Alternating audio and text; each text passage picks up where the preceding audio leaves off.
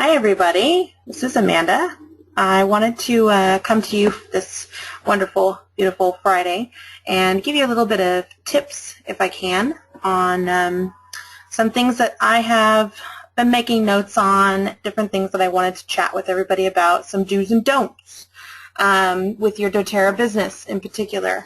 So here are those few things. So this morning, I want to just try to keep it into just a 15-minute session so that people who are really crazy busy this Friday will be able to listen to it and hopefully get something from it.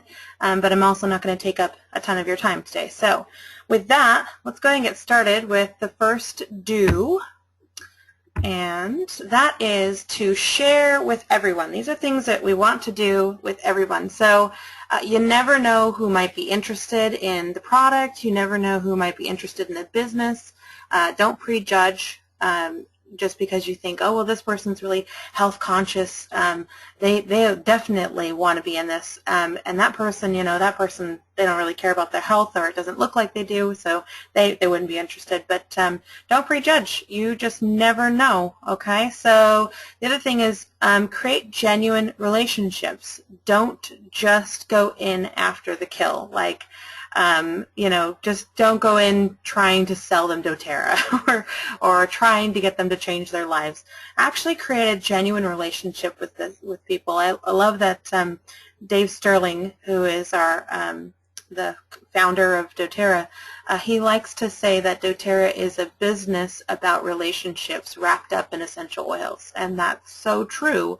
And so if you have a tough time with relationships that maybe you already have, go out and get involved in new groups or create new relationships. Get outside of your warm market. Warm market meaning people that are in your circle right now, that maybe you have just totally swamped with doTERRA and they are running from you. So get involved with new groups. Get out there and maybe take a new yoga class, or and just meet some new people. So those are do's. What we don't want to do is we don't want to be a hunter, stalking your prey. And this was taught at leadership, and I really love the analogy here is you don't want to, every time someone says, I'm sick, to go shooting your gun at them like, take these oils. People will run away from you, like prey does to a hunter. They run. So be a farmer. Plant seeds, sow those seeds, and wait for the right time to approach them, or AKA harvest those seeds, that fruit that you have now gotten from all those seeds that you've planted and watering them. It's really about quality people over quantity people. I know a lot of people that say, oh my gosh, I only have 20 people on my team. Well, if you've got quality people, you're probably doing better than people who've got 500 people who are not working with them. So quality people over quantity people. Work with those people who want to work with you. All right, so those are don'ts. Another do is do. Please continue going to classes. Get that education. Learn how to teach. See it in different ways. Everybody teaches differently. I did this for a long time. I would go to different people's classes and learn from them and how they explain doTERRA and how they explain LRP, and I'd find the way that works for me.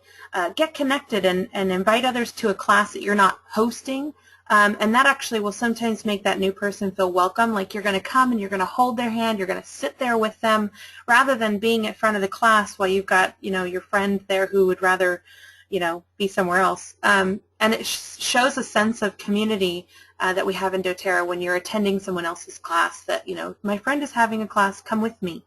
And you're watching different ways to teach so that you can learn the ways that you do like, and the things that you don't want. Maybe that doesn't work for you, or you're uncomfortable saying it like that. So just continue going to those classes, and whether they're intro classes or, different classes that maybe seem a little more exciting. I really like to stick to those basic classes because that really teaches duplication.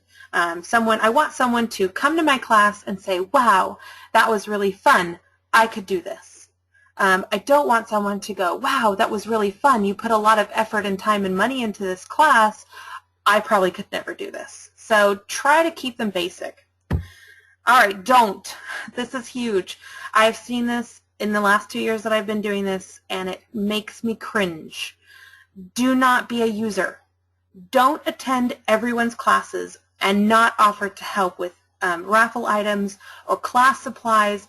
Don't continue to soak up catalogs from someone else. If you are a wellness advocate, you have your own stuff. You do not need to be taking someone else's things, okay? If you're bringing people, you need to be adding an item to the raffle. You need to be supplying the class sheets and everything for that person that you're bringing. Also, huge, don't be a distraction to the class. This happens a lot. Be respectful. Imagine being that person up there teaching. How would you want someone to treat you at your class? Talking while the instructor is not only distracting to the person you brought and everyone else in the room, it's super rude. I see it happen a lot. If you are bringing someone to a class and someone else is teaching, be quiet. Let that person talk. Let that person teach. If you're sitting there whispering in your friend's ear, that person isn't, your friend is not getting to learn the class. It is one of my biggest pet peeves. Please, if you are someone who does this, stop. Okay? It doesn't happen all the time, but when it does happen, it makes me cringe. All right, so back to do's. Reach out to your upline. Get on a scheduled mentor call. Plan a date and time that works for both of you. Rather than calling every 5 minutes when you have a question, let's get a date and a time so that you guys can get that commitment from each other. Make sure to write down the questions that you have. Like maybe it's a weekly call. Write down those questions you have during the week so that you can discuss them on that call. Monthly, biweekly, and when you're ready for it, weekly calls can be huge impact in your business. I know they are for me. If your direct upline is not doing the business, reach out to the next line above them. All right? Don't think your business is your upline's responsibility. So even though we're reaching out to them, we definitely do not want to make sure that they feel like they're running our business for us. We're mentors. We are here to mentor by coaching and not running the race for you, okay? We cannot be responsible for the actions you are or are not taking.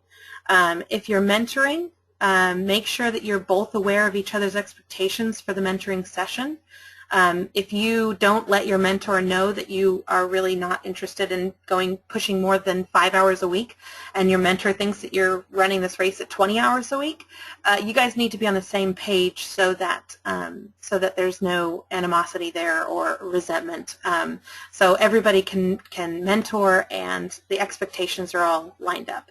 And then appreciate the advice. Whether you use it or not, that's up to you. But if you are seeking advice and seeking mentoring, don't get upset when your mentor says something that isn't, in your game plan or isn't how you want to run your business. That's their mentoring. That's the way that they're doing it, or maybe that's their advice for that situation. But if it's something that you don't want to use, that's okay. You can just move on from that, and you don't have to. You don't actually have to take that advice. But I would definitely be open with your mentor and letting them know, so that when you're quote unquote ignoring their advice, they know why. Okay. Tap into online resources for continued education. There's a lot of resources out there for health and for business tips. Lots of research that you can use and you can pass along to your team. Facebook groups are great for community and personal experience advice, so that when you need someone's personal advice, someone who has actually dealt with maybe a health concern or dealt with a situation during business, how they react or how they handled it, that's really great with those Facebook groups because you've got thousands of people who are immediately responding to questions. And it allows you to learn from everywhere or from anywhere. So basically, if you're working all the time and you can't get to a live event to get this information, definitely get online, all right? Don't get lost in the internet and don't create drama. Facebook equals lots of lost time and can suck you into drama. Okay, make sure you are getting your information from a reputable source when you are doing online research. Make sure, because we're a different company and our oils are different, don't go looking on someone else's research that wasn't done with these particular products. You're going to find a lot of contradictory information out there. So just make sure you're getting it from a reputable source. You have an online reputation too, and you have people who look up to you. If you're doing this business, don't tarnish their respect by posting drama and controversy in a negative manner. So I understand there's a lot of controversial things out there. We may not all get along or all believe the same way, or maybe we're not all Republican, Democratic, okay? But when you're building a business, this is specifically for people who are building a business. And I'm not saying don't post your life on Facebook. It's your Facebook. You can do whatever you want. But I'm just saying if you have a team underneath you, when you're posting negative things, you actually may be, tarnishing your reputation with them. And that's completely up to you. This is just advice for me again. You can take it or leave it. But I find that when you're posting negative things, you're going to get a negative response. So just try to keep it positive, especially if you're using your Facebook as your business, or make a separate business page that you're friends with, your friends on your normal page, but your business partners are on a different one. So, all right, do work with a team, cross-line, downline, sideline, anybody, everybody is here as this unique community, having everybody's back. I really love that. Everyone's looking out for each other no matter where they're in the structure, whether they're on your team or they're not on your team, everybody, and that's so different with doTERRA. You don't find this with other companies. There are lots of great people from all sorts of walks of life with different experiences, and it's great to be able to rub shoulders with them or bounce ideas off of them with their experience or your experience. Working with other people to help your out-of-town contacts, that's also a big thing I've found with Diamond Club.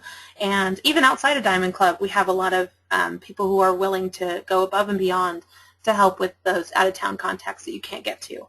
But please don't compare your business with anyone else's business. This is not a one-size-fits-all business, okay?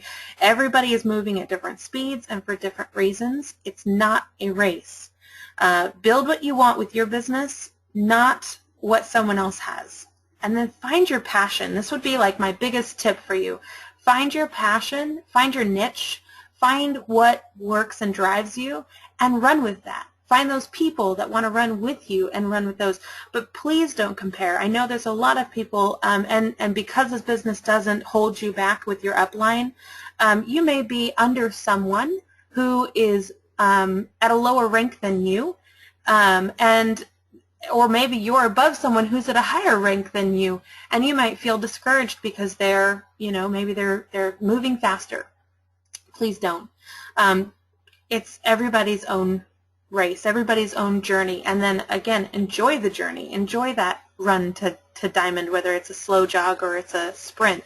Wherever your goal is, but just enjoy the journey, enjoy the people that you're getting and the experiences that you're getting along the way. So with that, that's really what I wanted to kind of touch base on, those 5 different topics. You can replay this and go over it and over it, but please, if this is something that you want to continue doing, I'm going to try to do 15-minute motivationals or business type of things on Friday mornings. I really appreciate everybody tapping into this, and hopefully this will help.